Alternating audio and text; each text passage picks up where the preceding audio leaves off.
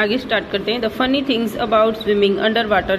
It's beginning so still and quiet and shady down there. After all the air and sunlight and spelling and shouting just up away above, I was shut right in by the quiet greeny brown water. Just me alone with the brick ahead of me.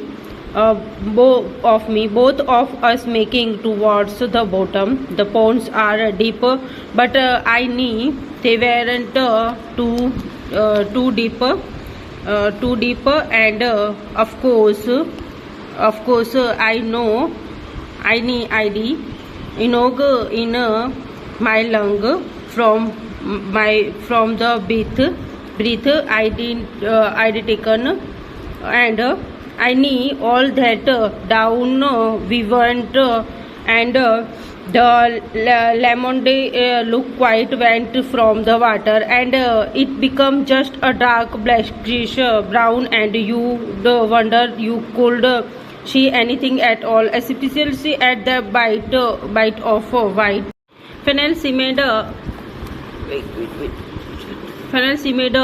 have come off the brick by the time it reached the bottom, and I caught up with it.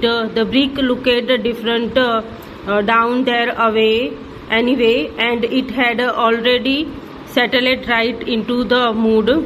There was only one corner left sticking up. I dug in the mud with my fingers and got hold of the things, and then I didn't think of anything except getting up again with into the air and touching the bottom like that had stride up the mud, so that I began going up the thick cloud of it. I said, let myself go up, you may, but I was shooting myself upwards too. I was in a hurry.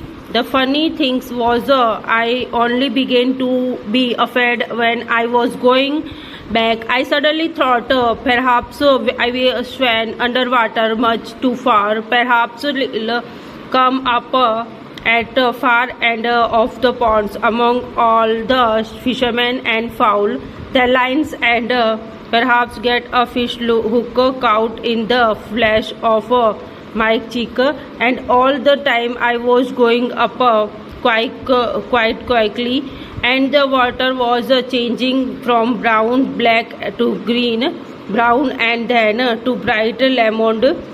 I could almost see the sunshine through the water. I was so far near the surface. It wasn't till that I felt really frightened. I thought I was moving too slowly, and I did never reach and the air again in time. Never the air again. Suddenly I was at the surface. I exploded back from the water into the air.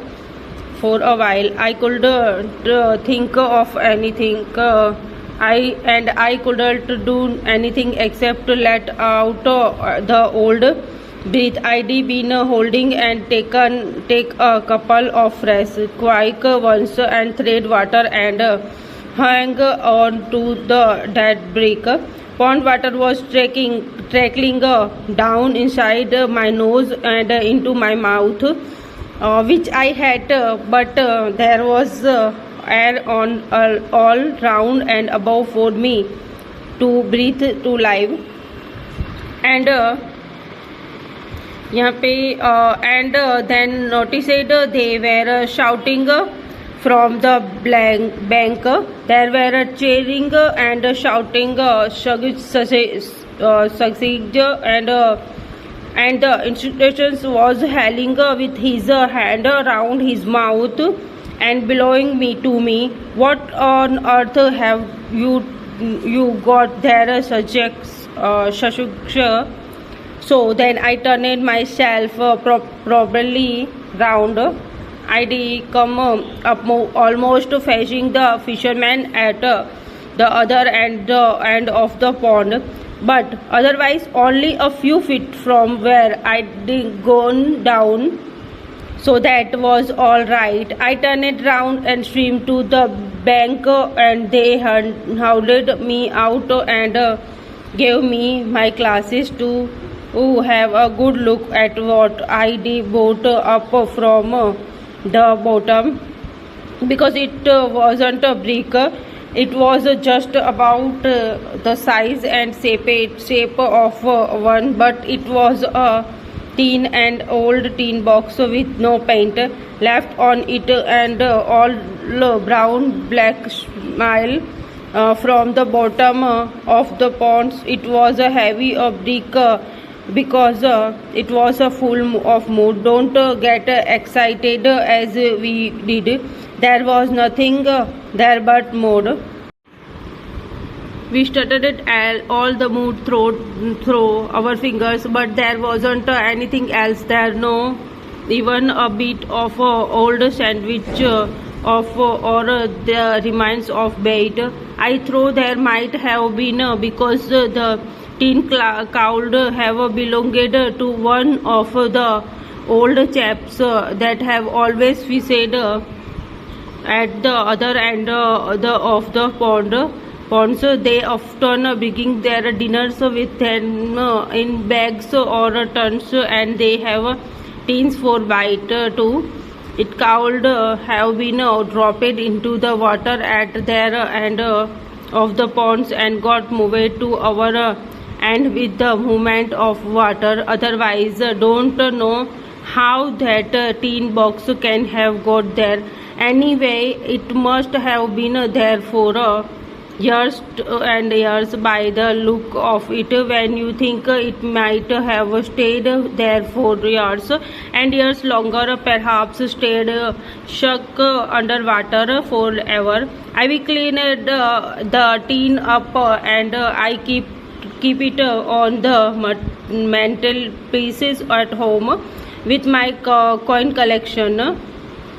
I had to duck dive later for another brick, and I got it all right without being fitted at all. But it didn't seem to matter as such much as coming up with the tin. I shall keep the tin as long as I live, and might easily live to be under 100. Okay, that one's look at.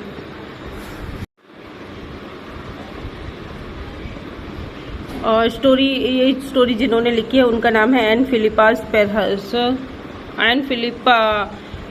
OBE 1920-2006 was an English author of children's book. Her most famous work is the time sleep fantasy novel Tom's Midnight Great Garden, which won the 1958 Carnegie Medals from the Library Association. Recognizes the year's outstanding children's book by a British subject. Philippa Pear had a peaceful childhood, growing up in a beautiful old mill house with their sibling. The bank of the river come just outside Cambridge.